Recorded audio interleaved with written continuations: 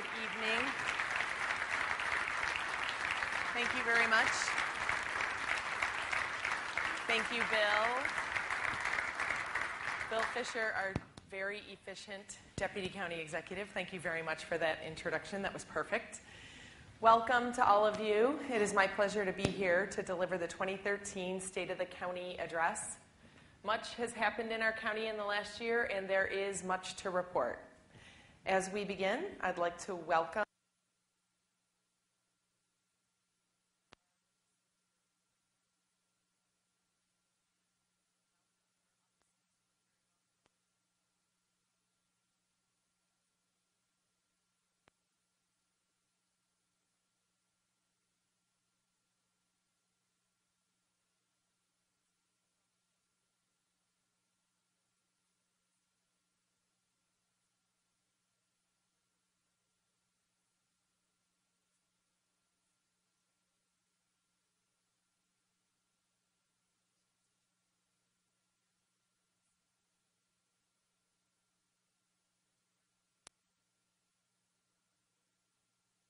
Holmquist, David Knapp, Danny Liedka, Brian May, Kathy Rapp, Chris Ryan, Derek Shepard, Judy Tassone, and Monica Williams. Thank you all for being here tonight.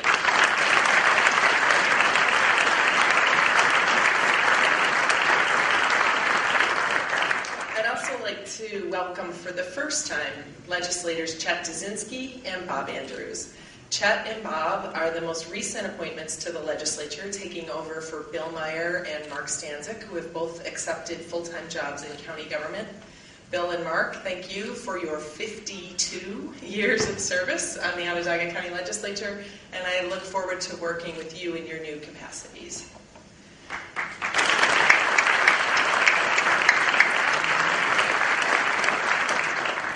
Syracuse Mayor Stephanie Miner and her team are here. Welcome, Mayor. The Mayor and I have enjoyed success this year, and I look forward to continuing our partnership. Downtown is booming. Last year we talked about the number of cranes in the air, and there are even more this year. You may have heard it before, but our community genuinely has a reputation for getting things done and for working well together. As Senator John DeFrancisco said, and I will quote, Mayor Miner has been excellent on downtown development. There's a ton of construction, a lot of projects started up.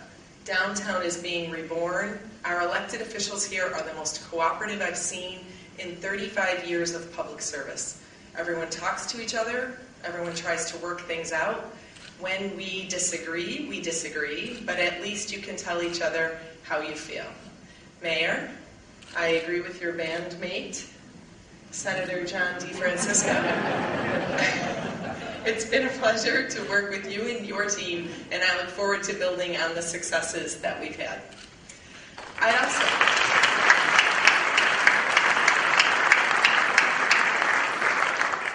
also like to recognize some of the county employees who are here and new since my last State of the County address.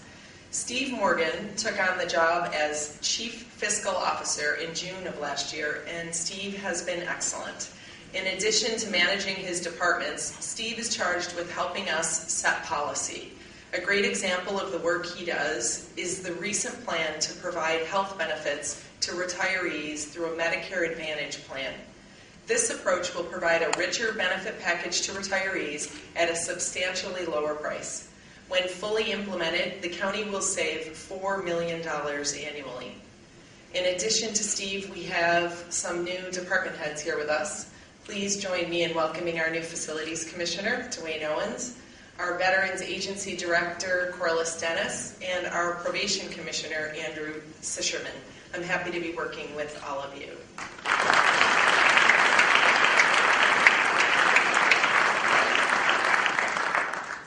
As I prepare for the State of the County every year, it's a good opportunity to reflect not only on where we plan to go, but where we are and how we got here. While the financial results for 2012 are not quite final, it appears that the county will once again end the year with a surplus. This is great news, and I want to thank the legislature for working with me. Together, we've been very successful. And we remain vigilant. A big part of the reason that we're in good fiscal shape is because we adapted quickly to the recession. As soon as we saw that revenue was falling and the number of people in need of help was rising, we refocused on our core mission and drew parameters around food, safety, and shelter. We are keeping an eye on the federal sequestration, and again, we'll take whatever steps are necessary to keep us on firm footing. We know property taxes across New York State are too high.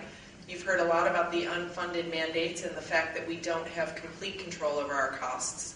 That's why we work especially hard on the local level to keep our county tax rate low. At $5.28 per thousand, our county property tax rate now is lower than it has ever been. Strong fiscal years like 2012 help Onondaga County maintain high bond ratings. According to Moody's, only 2 New York State counties have achieved a higher rating than Onondaga County. One of the benefits of a strong bond rating is the county's ability to borrow money at very low rates.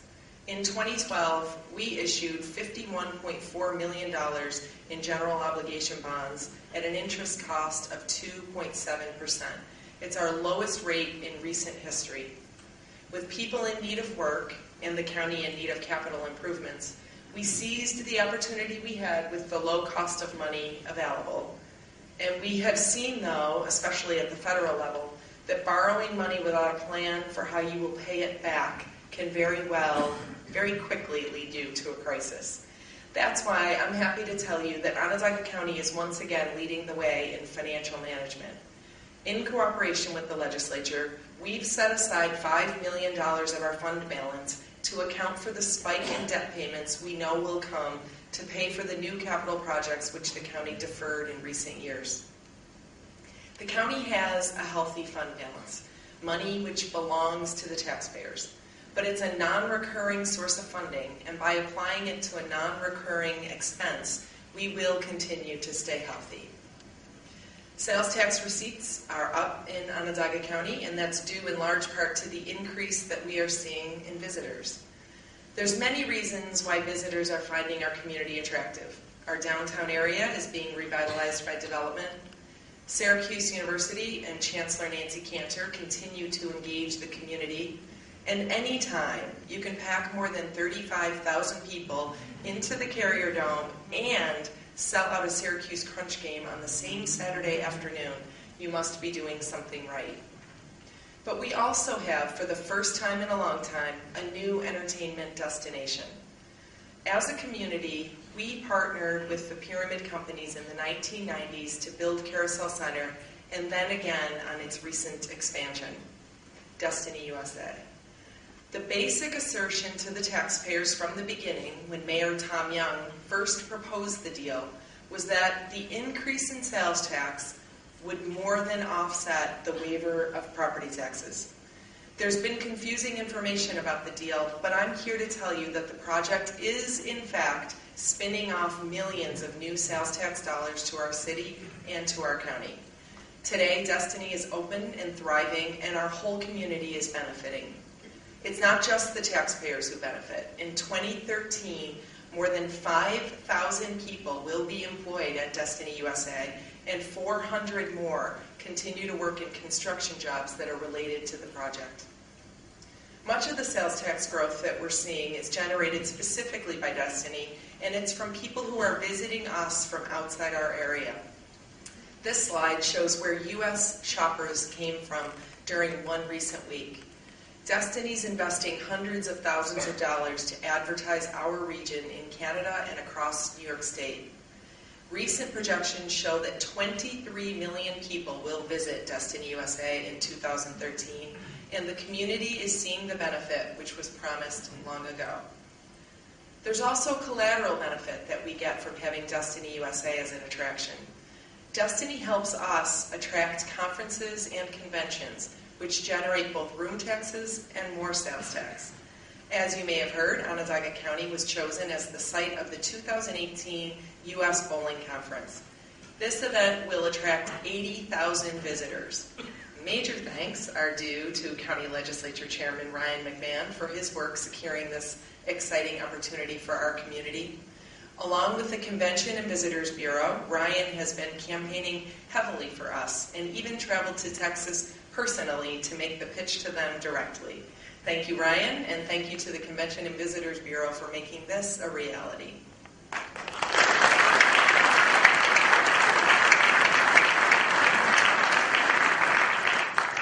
Another conference we're working on is the direct result of the very successful Save the Rain program. I never imagined 4 years ago when we came up with the name Save the Rain that it would become a nationally recognized program.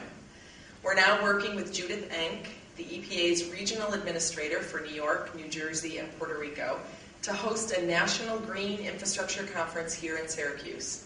As you may remember, Onondaga County was chosen by the EPA as one of 10 green infrastructure partners.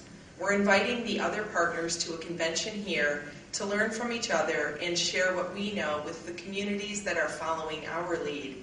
After all, where better to have a green infrastructure meeting than at a convention center with a green roof.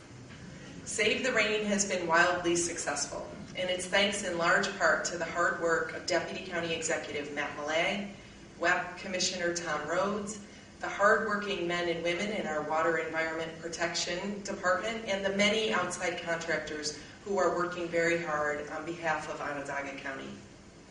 In 2012, we advanced many high-profile Save the Rain projects. Work began on the construction of a wetland treatment system along Harbor Brook on Syracuse's west side. When it's complete, the wetland will passively treat 13 million gallons of polluted stormwater that now flows untreated into Onondaga Lake. In fact, we're simply restoring a wetland system that was filled in years ago when we failed to appreciate that wetlands serve as natural filters for our water resources. And unlike sewage treatment plants that use a lot of electricity, you don't have to plug in a wetland. Work was also completed on Phase 1 of the Connective Corridor project.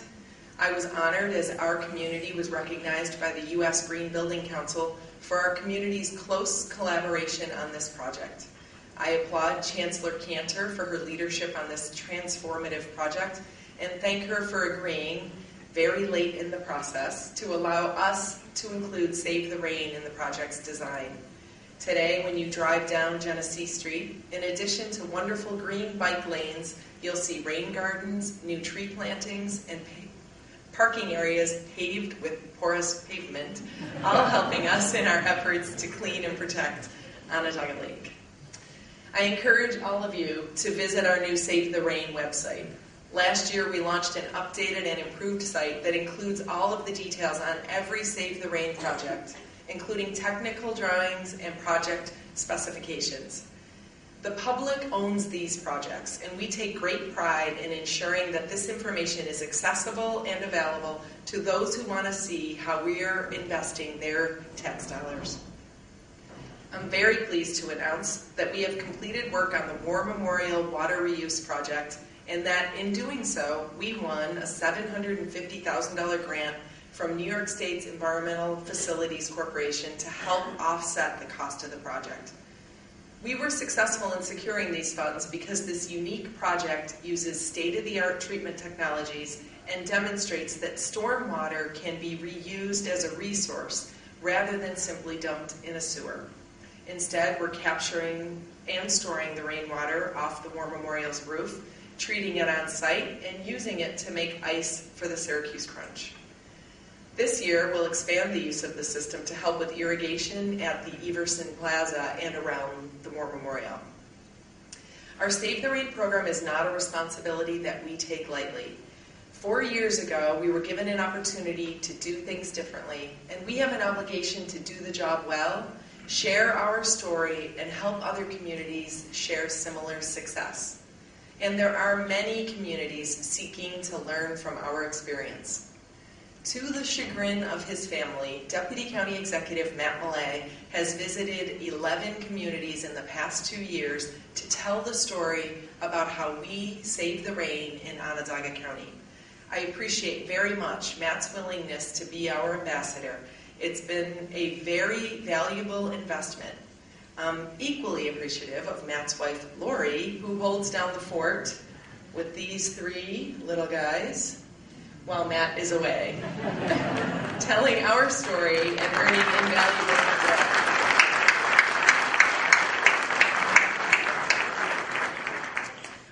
appreciate very much that Matt is helping his adopted hometown become a better place for all of us to live. Our success brings visitors, students, and admiration to our community. I've said it before, and I mean it quite literally. From way over here in Onondaga County, we are changing the world. In fact, Matt was invited to speak at the White House at a National Green Infrastructure Summit. And just a few weeks ago, the White House listed Syracuse as a model community for advancing green infrastructure among several very large, high-profile cities. We should all be proud of what Save the Rain has accomplished and excited about what lies ahead. And if you'll indulge me for just one more final point on Save the Rain, I am very proud to announce that Onondaga County has been selected to receive the 2013 United States Water Prize for Save the Rain from the U.S. Water Alliance. It honors individuals, institutions, and organizations that have made an outstanding achievement in the advancement of sustainable solutions to our nation's water challenges. As we work...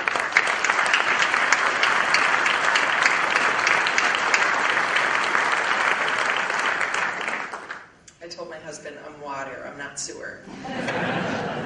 As we work to strengthen and expand our water economy in Central New York, we can have no better marketing tool for our community than to have national organizations like the U.S. Water Alliance recognize and promote the proud reality that we, in fact, are national leaders in protecting our valuable water resources.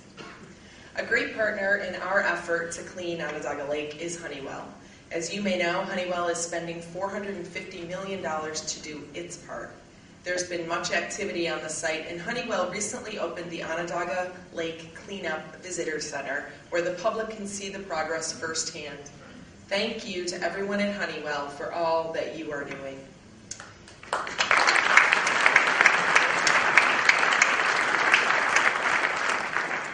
And we have exciting work taking place on the other side of the lake as well.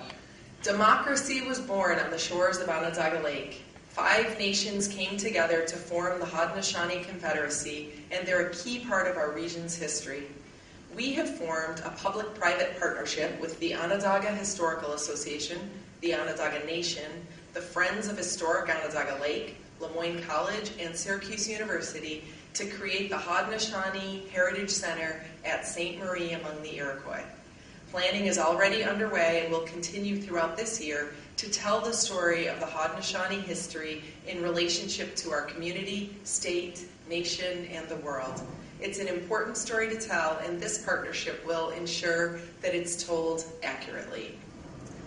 In June of last year, the Syracuse Onondaga Planning Agency released an updated development plan for Onondaga County.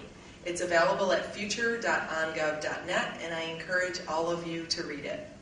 The plan, it's a successor to the county's 2010 development plan, was crafted with the input of planning professionals, community stakeholders, many public meetings, polls, surveys, and extensive community outreach.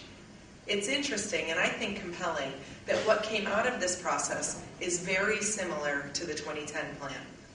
Both plans agree that there should be a priority placed on development in areas served by existing infrastructure. Both plans agree that our community cores, the city of Syracuse, as well as our 15 villages, are vital to the long-term health of our community. And both plans stress the importance of preserving our rural landscape and the viability of our $140 million agriculture economy. I understand that our draft plan has resulted in some debate and even a little resistance. Debate is good. Let's continue to discuss the pros and cons of what we've proposed.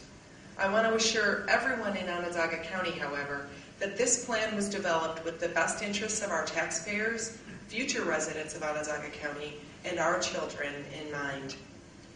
I recognize that there are strong and vocal national opponents to the notion of sustainability and smart growth. Please keep in mind that they may not all be aware of the fact that we are struggling to pay for the infrastructure that we already have in place. They do not share my concern about the potential for a $90 million upgrade to the Oak Orchard wastewater treatment facility should development continue north of Route 31 unchecked by sound planning. And I do not think that they are appreciating that there's a cost to poor planning, and that cost often does not make itself known for a generation or more, and it's often exponentially greater than the original investment.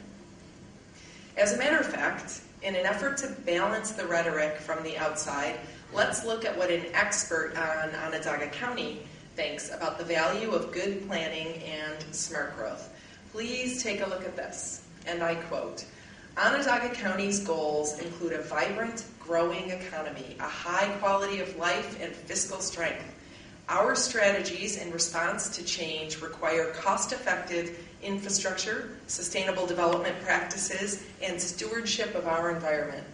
Onondaga County's policies for investment in land use call for investment in existing communities, preservation of infrastructure and transportation assets, sustainable urban and suburban settlement patterns, and protection of rural economy, agriculture land, and access to natural resources." That quote is from a 1998 letter to our community from then County Executive Nick Pirro. And the wisdom holds true today. I think it's very important to be direct and blunt about where I hope our plan goes from here. My administration stands ready to work with the legislature to advance a final development plan that reflects these priorities and ensures that we're not burdening future generations with the costs of poor planning and bad decisions made today. Development can and should continue in Onondaga County. It's important to our economy. The cost of this development should be borne, however, by those advancing these projects, not the unknowing taxpayer. And this cost can be reduced when it occurs in areas already served by existing infrastructure. In this scenario, everyone wins. New development happens, we're not burdened with the cost of new infrastructure, and our tax base grows rather than feeding upon itself. But with all of that having been said, you can call the plan anything you like. I am open to an honest and forthright debate about our plan and how it might be improved upon. I think we can all agree on this. Supporting development that provides net positive tax revenue is vital to stabilizing taxes and fostering future economic development.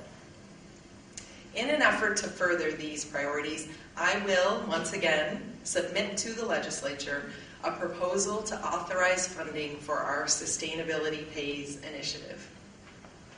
I'd like to recognize many of our towns and villages for the efforts that they've already taken to foster sustainability. The towns of Cicero, Clay, DeWitt, Lysander, Marcellus, Skaneateles, and Van Buren, as well as the villages of Baldwinsville, East Syracuse, Marcellus, and North Syracuse, are to be commended for their commitment to sustainability. Each of these municipalities voted to opt into Real Property Tax Law Section 485A, which exists solely to promote sustainability in our urban cores. Congratulations to each of you, and thank you to the Onondaga County Legislature for voting unanimously in favor of Section 485A and a more sustainable future. And thank you to the legislature also for supporting our request last year to provide $1 million for farmland protection in 2013. The county's new Agriculture Council is hard at work, and we're happy with its direction. One of the specific tasks I gave the Agriculture Council was to help ensure that county government is working to promote and preserve Onondaga County's strong farming community. According to the United States Department of Agriculture, Onondaga County has 692 farms occupying 150,000 acres of farmland. The market value of agricultural products sold is $140 million, with the average farm producing almost $200,000 worth of crop and livestock sales. I also charged the council with the task of helping to develop strategies and programs to promote local food regionally, as well as strengthen and enhance connections between the county's urban core and its rural agricultural areas. This initiative has been a tremendous success. I offer a special thanks to the co-chairs, Paul Nojame, David Knapp, and Kai Hillsberg, and all the council members for your hard work.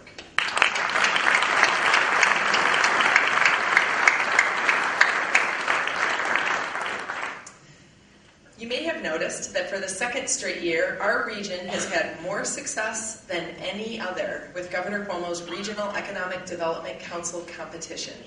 We were recognized for having the best overall plan and for having the best outcomes for 2 years in a row. Thank you to Chancellor Cantor and Center State CEO President Rob Simpson for leading this effort.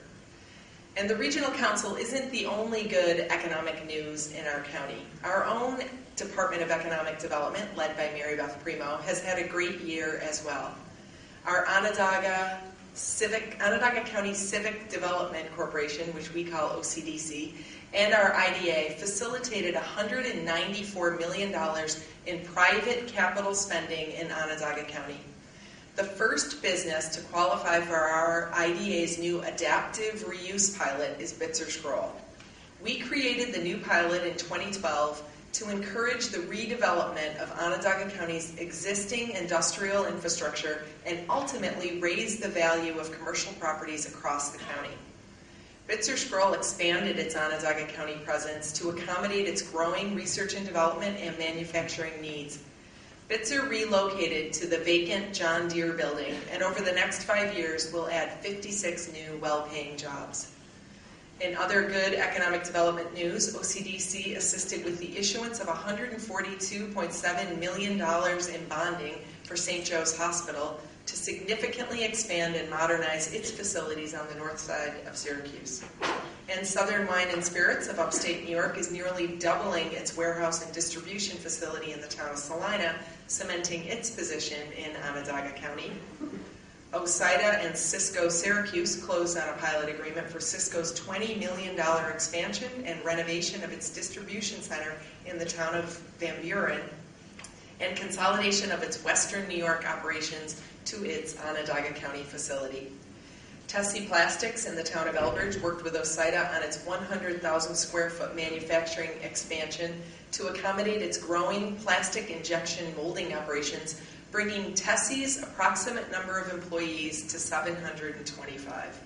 And last year, Anheuser-Busch Brewery in Lysander began to operate under the terms of a new 15-year pilot approved by OSIDA and our legislature, the town of Lysander, and the Baldwinsville School District.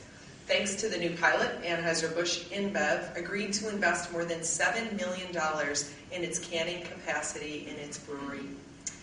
Teamsters Local 1149, which represents about 90% of the brewery's workforce, said it best when they proudly announced that, quote, "This is the first significant bump we've seen in 5 years. Thanks to a tremendous level of cooperation and collaboration between state and local government, the Baldwinsville School District, Anheuser-Busch InBev Management, and the Teamsters Union, we're seeing more beer production and more jobs here in Onondaga County."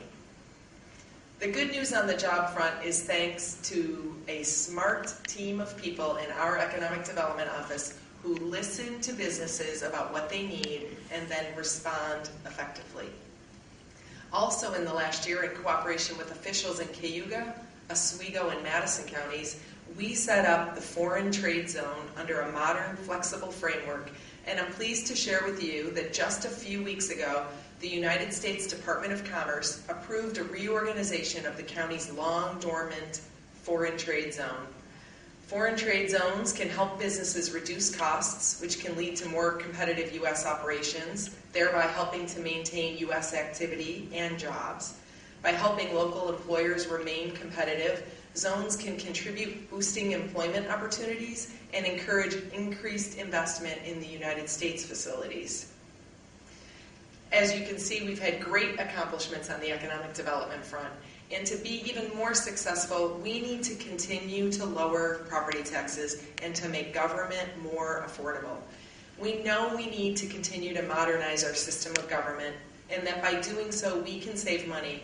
But there is still real resistance to change, and at least sometimes there is still a fear of the uncertainty. A vote to consolidate can mean big change. And people want to know what happens when you take the leap of faith and do something like abolish your local police force. To address that uncertainty, I think there's value in looking back briefly at the Clay Police merger. Believe it or not, this year will be the 5th anniversary of that consolidation. The public heard much about this proposal at the time, but as is often the case, we didn't hear much about what happened once the story was out of the news. So I have a report today that I think is meaningful and might be helpful when weighing consolidation decisions in the future. The Clay Police merger was a resounding success. In 2008, we conservatively projected that the savings to Clay taxpayers would be about $1.1 million in the first year. The actual savings were over $1.3 million. At the time, Clay leaders projected the 10-year savings to be $18 million, and recent projections put that number closer to $30 million over 10 years. These savings are real, and the Clay taxpayers are the beneficiaries. I appreciate that voters in Clay took the bold first step, and I hope that by sharing the 5-year results, we can encourage taxpayers, when they're given an opportunity to vote on a consolidation referendum, to vote in favor of a more modern and efficient local government. We know from the Clay story that there are millions of dollars in savings if we can only muster the courage to change the way we do things. Taxpayers will feel the results in their wallets, and we will lower costs to businesses and encourage even more job growth. But Clay residents aren't the only ones benefiting from government modernization. We do have towns and villages across the county that I'd like to commend for their creativity. Van Buren, Salina, and the village of Baldwinsville are sharing a comptroller. The Memphis Fire Department merged with the Warner's Fire Department. Geddes and Salve are now sharing a codes officer. The city of Syracuse and 6 other municipalities merged their purchasing operations with Onondaga County, saving hundreds of thousands of dollars for taxpayers in our county. Our purchasing department, led very capably by Sean Carroll, is also providing service to 20 fire departments. And to make sure Sean is kept very busy, he has also consolidated auction services for 32 political subdivisions, generating nearly $1 million in revenue that can be used to offset taxpayer expenses. And remember, consolidations don't always have to be completed within the county. In January, we announced a new partnership. Oneida County is contracting with our medical examiner's office and has eliminated its own system of coroners. Under the leadership of Ann Rooney, we're taking a look at all of our human services. We know that we can do better for the children and families in our community. We want to support youth in their own homes, schools, and communities, and give them the opportunity to succeed and prosper as adults. Our plan for 2013, which I'm going to present to the legislature during the budget process, is to start from scratch. Rather than too many separate departments in the human services arena, we plan to coordinate and consolidate our efforts so that we will ultimately have a Department of Children and Family Services, a Department of Adult Services, and a traditional Department of Social Services to administer our public benefits, in addition to the departments that are still mandated by the state. This realignment will be more customer and prevention focused, but it'll also have the added benefit of being administered financially through one system, again, saving taxpayers money. You've heard me say many times that we cannot expect to get our social services costs under control unless and until we break the cycle of poverty plaguing too many families in our community. One effort that's accomplishing this goal is Say Yes to Education. I can say with confidence that our collaboration with Say Yes to Education and the Syracuse City School District is producing results. Over the last year, the Wallace Foundation made a multi-million-dollar investment in Say Yes, and I attended a funding meeting at the Ford Foundation where Say Yes was celebrated as the future of urban education. I attended meetings with the United Negro College Fund in an effort to convince them to join the other private colleges which provide free tuition for Say Yes graduates. The United States Secretary of Education, Arne Duncan, had this to say about our community. Quote, "What you have done with the Say Yes to Education plan, I think, is phenomenal. What Syracuse has done is absolutely amazing and has implications for a national model. The future is very bright. and it is with deep gratitude that I thank the local foundations and businesses for contributing to the Say Yes Endowment. Just last week, Bob and Sue Conjal announced their generous gift of $100,000 to Say Yes. While they usually make philanthropic donations anonymously, they agreed to let me highlight their generous, personal donation in an effort to encourage others to do the same.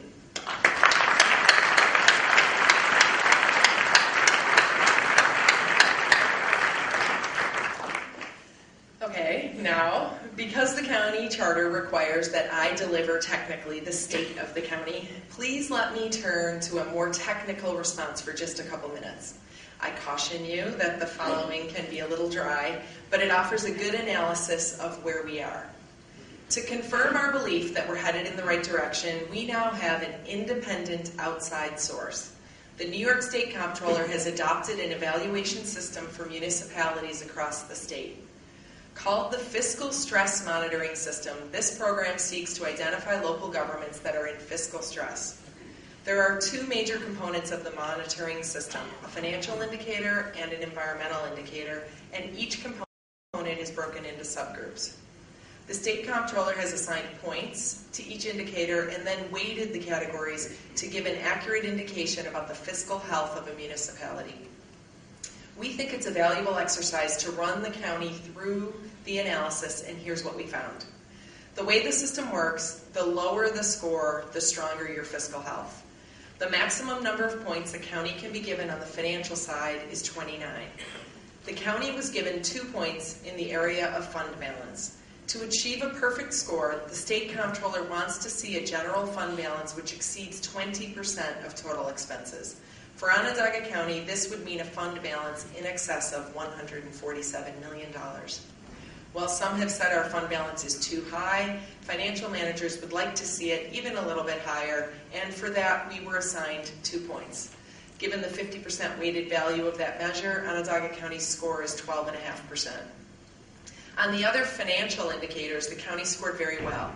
We have not run a deficit in any of the last 3 years and earned 0 points. Our cash exceeded our liabilities, and our cash as a percentage of our monthly liabilities scored us 0 points. We issue no short-term debt in the county, and we have not issued any in the previous 3 years, which is excellent. Our personnel and employee benefit costs are well within the healthy range, and we scored no points there either. And finally, our debt service as a percentage of our revenue is very low. With zeros in every category except fund balance, the county scored a total of 12.5%. A score of 65 to 100 is significant financial stress. 55 to 65 is moderate financial stress. 45 to 55 is susceptible to financial stress. And a score below 45% indicates that the municipality is, quote, not in financial stress. With a total of 12.5%, we're well under the threshold and can safely say that on the financial side, Onondaga County is fiscally sound.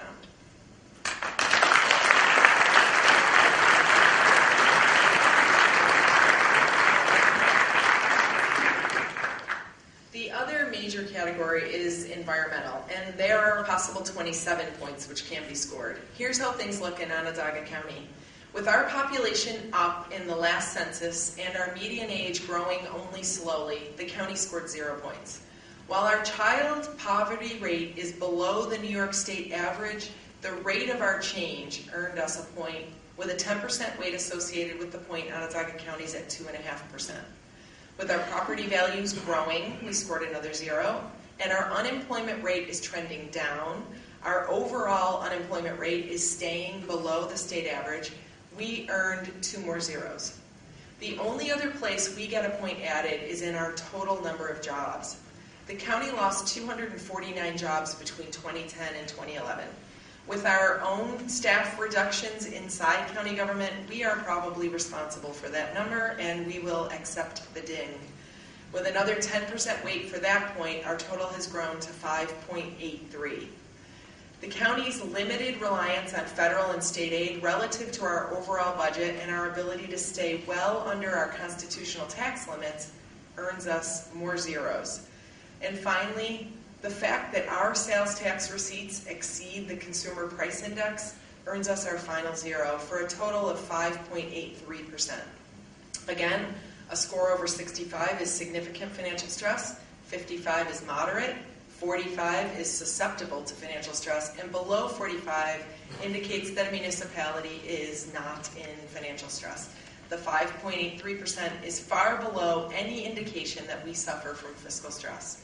And with an abundance of caution, we even called the state comptroller and asked him to check our numbers, which he did.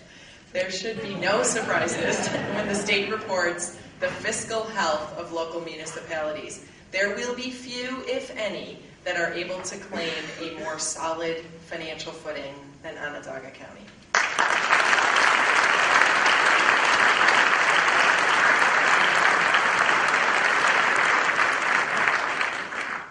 And I would like to conclude on a very brief personal note.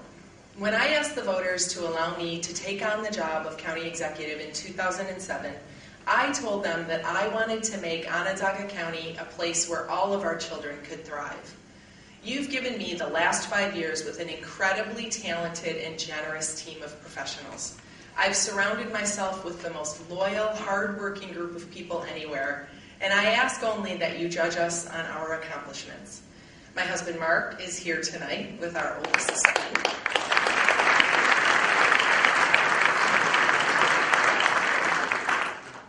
Jack was 12 when I started the job, and he is now a high school senior making plans for college. I will be eternally grateful that you gave me the opportunity to work hard and make this the kind of place he might choose to live on his own someday. While we certainly have more work to do, I can say confidently that we are, in fact, headed in the right direction. And like a lot of parents, I'd walk in front of a bus to do what's best for my kids. And trust me, on some days it feels quite literally as if I have. But when I reflect on the last 5 years, I do see good things. I am proud to call Central New York my home, and I thank you for the opportunity to be your county executive. With that, good night, and we will be back to work tomorrow.